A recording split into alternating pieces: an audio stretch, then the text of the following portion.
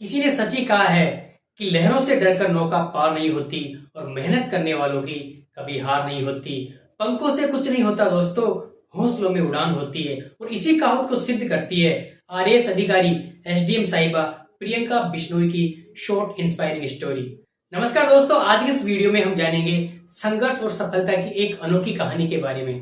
तो दोस्तों, इस अनोखी कहानी की शुरुआत होती है वीरों और वीरांगनाओं की धरती राजस्थान मारवाड़ से। जी हाँ दोस्तों, राजस्थान राज्य के बीकानेर जिले के नोखा क्षेत्र में 8 अगस्त 1991 में रक्षपाल बिश्नोई जी के घर पर एक बेटी का जन्म होता है। उस बेटी का नाम होता है प्रियंका बिश्नोई। दोस्तों, आपको बता दूं कि रक्षपाल बिश्नोई जी का शुरू से ही सपना था कि वो प्रशासनिक अधिकारी के स्तर की सेवाओं में कार्य करे, लेकिन सामाजिक, पारिवारिक और आर्थिक रूपी किसी भी समस्या के कारण वो उनका ये सपना पूरा नहीं हो पाया। लेकिन रक्षपाल जी की बेटी प्रियंका बिश्नोई अपने स्कूल के टाइम से ही काफी प्रतिभावान छात्रा थी और उनकी इसी प्रतिभा को देखकर रक्षपाल बिश्नोई जी ने अपना सपना अपनी बेटी में देखा कि जो सपना मैं पूरा नहीं कर पाया किसी भी कारणवश, मेरी बेटी वो सपना पूरा करेगी। तो उन्होंने अपने सपने को अपनी बेटी का सपना बना दिया और अपनी बेटी की इसी प्रतिभा को निखारने के लिए रक्षपाल बिश्नोई जी निरंतर अपनी बेटी की शिक्षा और स्वास्थ्य का ख्याल रखते हुए उसको आगे बढ़ाते गए और धीरे धीरे करके प्रियंका बिश्नोई ने अपनी इंजीनियरिंग की पढ़ाई कंप्लीट कर ली। और इंजीनियरिंग की पढ़ाई कंप्लीट करने के लिए खुद के और अपने पापा के सपने को पूरा करने के लिए उन्होंने आरएएस की परीक्षा की तैयारी शुरू कर दी। दोस्तों, प्रियंका बिश्नोई के आरएएस अधिकारी के सपने के पीछे भी एक छोटी सी कहानी है। मैं आपको बताता हूँ कि जब वो स्कूली लेवल पर पढ़ाई कर रहे थे तब उनको किसी प्रतिभाशाली कार्य के लिए उपखंड अधिकारी के द्वारा सम्मानित किया गया था।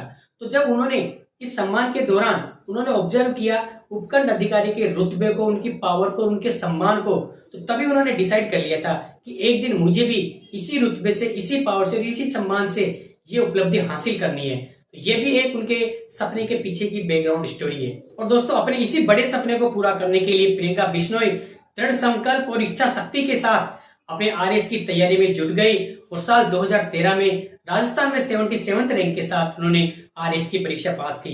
उसके बाद उन्होंने आरएएस में प्रशासनिक अधिकारी के रूप में कई जगह पर काम किया, लेकिन उसके बाद भी उन्होंने अपनी पढ़ाई नहीं छोड़ी और साल 2016 में उससे भी बेहतर करके उन्होंने एसडीएम का पद हासिल किया। और इस तरह अपनी मेहनत, दृढ़ इच्छा शक्ति और संकल्प से प्रियंका बिश्नोई जी ने न केवल अपना अपितु अपने पिता का सपना भी पूरा किया।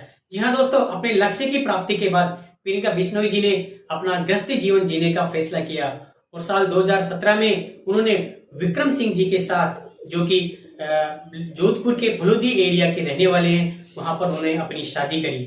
2017 में शादी के बाद से वो लगातार अपने पारिवारिक जीवन और अपने कार्य में सामंजस्य बनाते हुए लगातार काम करती रही।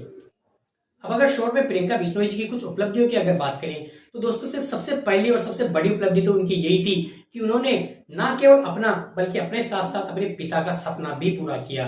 और इसी सपने की वजह से और इसी लक्ष्य प्राप्ति की वजह से वो महिला सशक्तिकरण का प्रतीक बनकर उभरी और इसकी वजह से उन्होंने महिलाओं को कुछ बड़ा करने की प्रेरणा दी।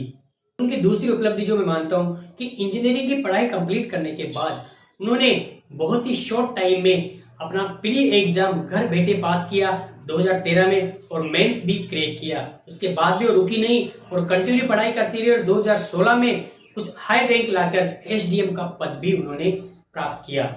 और इसी दौरान उन्होंने डूंगरपुर, चूरू, विजयनगर, जोधपुर इन विभिन्न जिलों में अलग अलग प्रशासनिक अधिकारी के पद पर कार्य किया।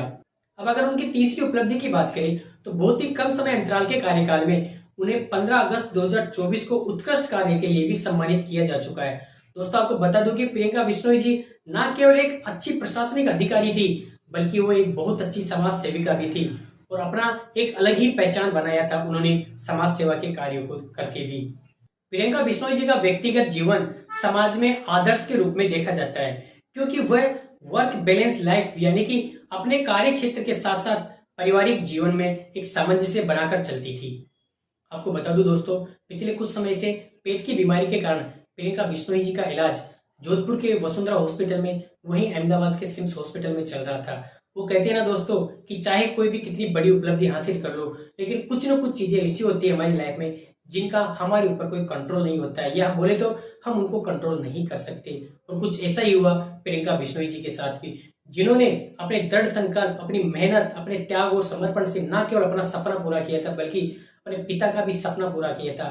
वही प्रियंका बिश्नोई जीवन और मृत्यु की इस लड़ाई में शायद ऊपर वाले से नहीं जीत पाए और ऊपर वाले ने भी उन्हें इस मरुधरा से 18 सितंबर 2024 को अपने पास बुला लिया।